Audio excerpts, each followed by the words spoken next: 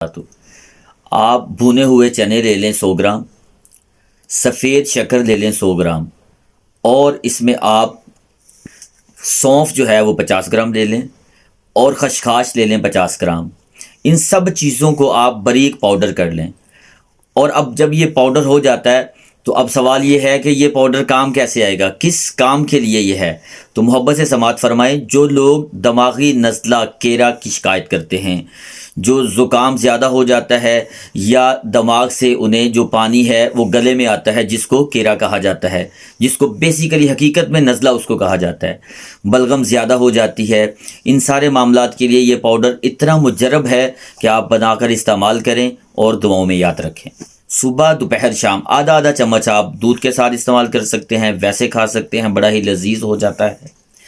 تو انشاءاللہ تعالی اللہ پاک آپ کو اس موذی مرض سے نجات عطا فرمائے گا۔ وما علینا الا البلاغ المبین۔